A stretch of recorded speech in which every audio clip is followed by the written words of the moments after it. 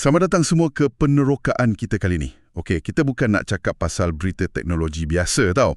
Pasal OpenAI, ChatGPT, tidak. Hari ni, kita nak selam lebih dalam satu kisah kuasa dan drama yang betul-betul berlaku belakang tabir salah satu syarikat AI paling berpengaruh sekarang ni. Cuba anda bayangkan macam pertarungan dalam syarikat gergasi mana-mana lah. Idealisme lawan duit. Misi asal lawan tekanan komersial. Kita nak bongkar apa yang wartawan Karen Hao ni jumpa dalam siasatan dia. Jadi, soalan awal untuk anda fikirkan. Dalam perang misi lawan duit ni kan, agak-agak idealisme boleh menang tak? Lagi-lagi dalam dunia tech yang laju gila ni. Dan lagi penting, macam mana drama kat Silicon Valley sana tu boleh efek kita kat Malaysia ni? Itu dia. Isu utama yang Karen Hao ni highlight memang konflik dalaman OpenAI tu sendiri. Kena faham sikit sejarah dia. OpenAI ni masa mula-mula tahun 2015, dia bukan syarikat biasa. Dia makmal penyelidikan non-profit. Misi dia masa tu, memang murni. Nak pastikan AGI, AI yang super pintar tu, bagi manfaat pada semua orang. Fokus utama, keselamatan, keterbukaan. Tokoh macam Elon Musk pun ada masa awal tu, sebab tertarik dengan idealism ni lah. Wah, bunyi macam hero lah kan, nak selamatkan dunia dengan AI. Tapi dari situ macam mana boleh lari jauh sangat? Di sinilah ceritanya jadi complicated, duit mula jadi isu, tekanan kewangan, lagi-lagi bila Elon Musk tarik diri dari segi pembiayaan besar. Jadi nak survive, nak tampung kos research AI yang ya Allah mahal gila tu, OpenAI terpaksa buat langkah drastik. Dia tubuhkan OpenAI LP, ini entiti for profit, tapi masih bawah payung non-profit yang asal tu. Ini buka pintu untuk pelaburan besar gila. Mula-mula Microsoft masuk bagi $1 billion. Lepas tu berbilion lagi. Sejak itulah kita nampak dia makin rahsia, makin ke arah komersial. ChatGPT tu contoh paling jelas lah. DNA syarikat tu dah berubah. Jadi, kiranya macam bom jangka lah kan. Ada lembaga non-profit, tugas dia jaga misi asal. Tapi, ada pula cabang for profit, CEO dia Sam Altman, kena kejar untung. Kena puaskan hati Microsoft pula tu. Ini pentas utama drama dia lah ni. Termasuk kes pecat, kes lantik balik Altman tu semua. Tepat sekali. Pertembungan fundamental tu. Falsafah manfaat untuk semua, lawan realiti perlukan duit berbilion. Itu dia nadi konflik yang Hao dedahkan. Okey. Jom kita sentuh pasal taktik yang Hao panggil umpan dan tukar atau bite and switch. Macam pancing dengan lain, dapat lain. Janji awal OpenAI ni kan, memang best gila dengar. Terbuka, nak kongsi kod sumber, fokus keselamatan, bukan kejar untung. Tapi, apa yang Hao jumpa, realitinya macam langit dengan bumi kan? Ya, jauh sangat. Realitinya OpenAI makin lama makin tertutup. Apa dalam GPT-4 tu pun rahsia. Dia jadi sangat kompetitif. Sangat paling jelas fokus dia sekarang kejar nilai syarikat.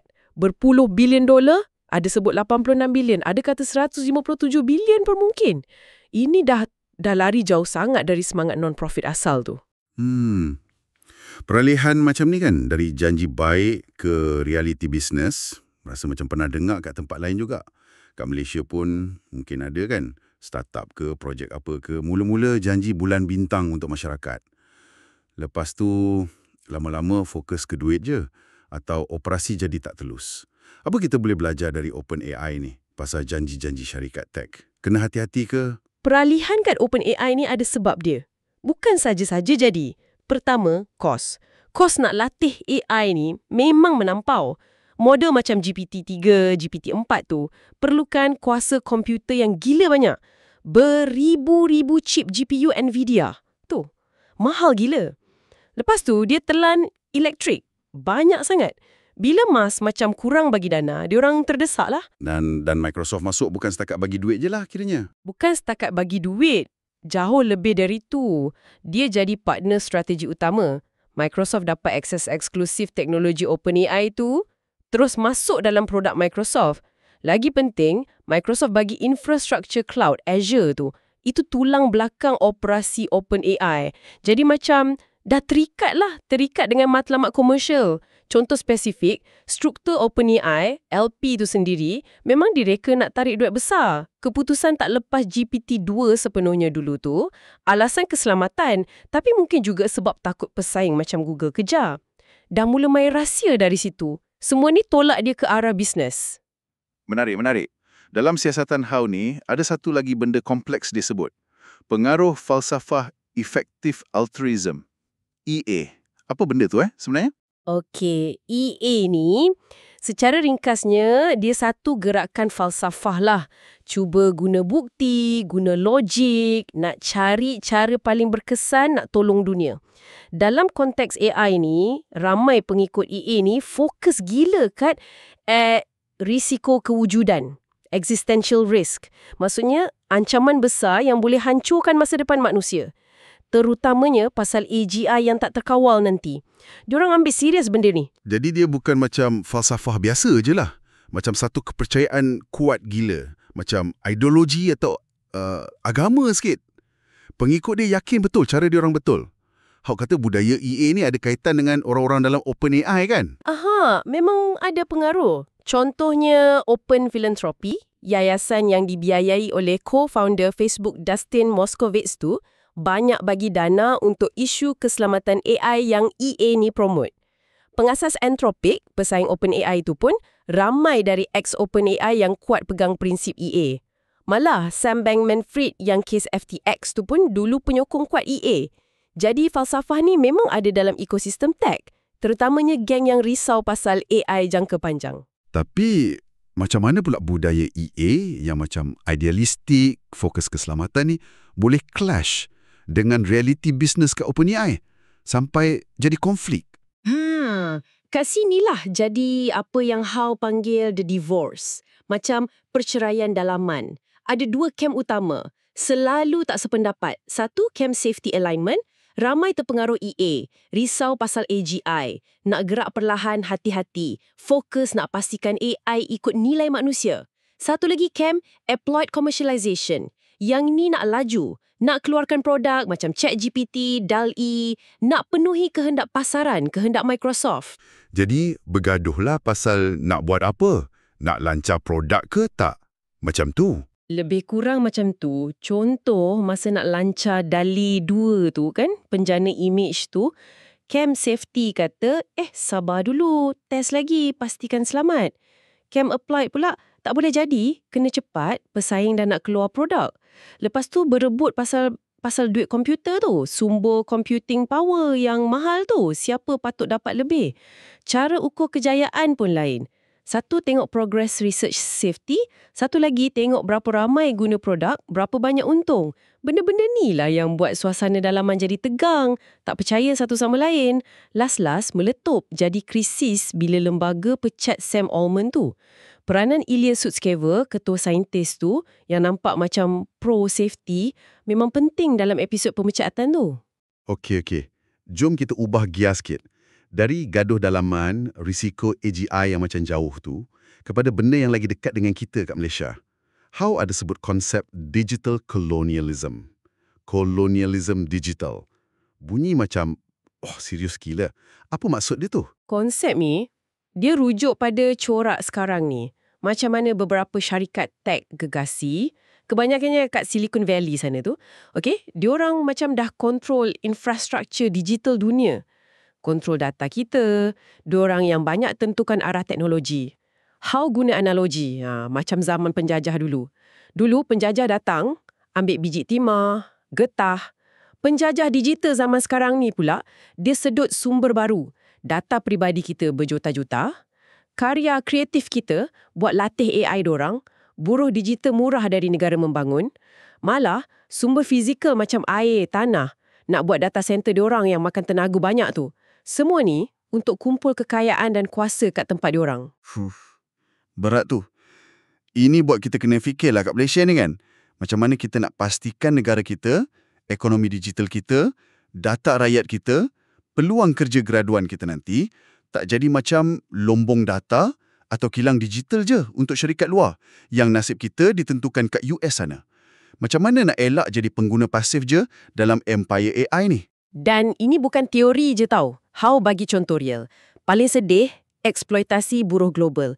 Dia cerita pasal pekerja kat Kenya kena upah dengan syarikat perantara, Samana nama dia. Kerja diorang kena tengok dan label benda-benda paling teruk kat internet. Keganasan, penderaan budak, untuk ajar AI tapis benda tu. Gaji, rendah gila, kurang $2 sejam.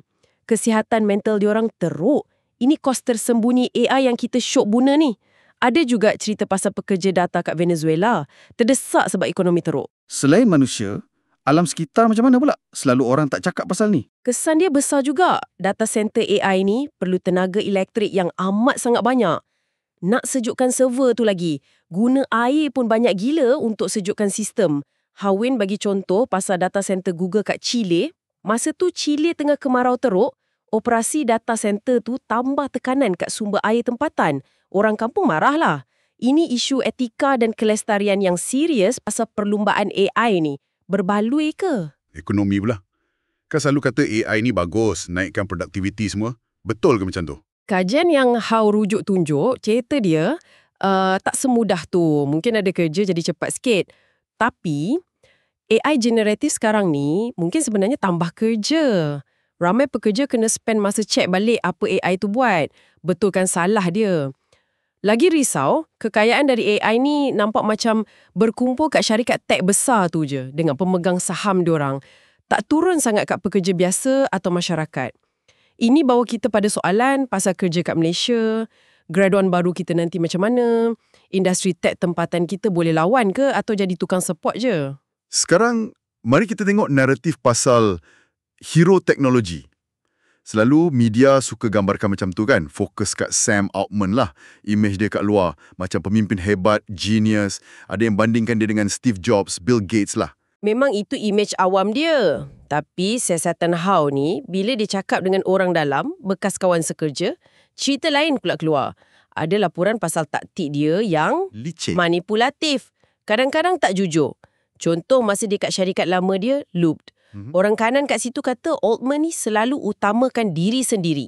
Suka putar balik cerita. Yang peliknya, walaupun ada krisis kat Looped, dia berjaya keluar dengan lagi kuat pula. Corak macam ni, nampak lagi ke kat OpenAI? Menurut How, tak konsisten jujur dalam communication dengan diorang. Ada juga kata dia cuba main politik, manipulasi orang. Contoh, dia cuba singkirkan Helen Toner dari lembaga lepas Toner tulis paper kritik OpenAI. Altman tak suka. Ilya Sutskever sendiri pun sebelum ditukar fikiran, dilaporkan pernah kata ada corak penyalahgunaan psikologi oleh Altman. Jadi, gambaran dia jadi lebih kompleks lah. Bukan hero semata-mata. Drama pecat, lepas tu lantik balik dalam 5 hari tu, memang gila lah kan. Tunjuk power play kat Silicon Valley tu macam mana. Betul tu. Ia tunjuk kuasa sebenar bukan kat lembaga je, tapi gabungan. Pelabur besar macam Microsoft yang terang-terang sokong Altman. Lepas tu, tekanan dari pekerja sendiri.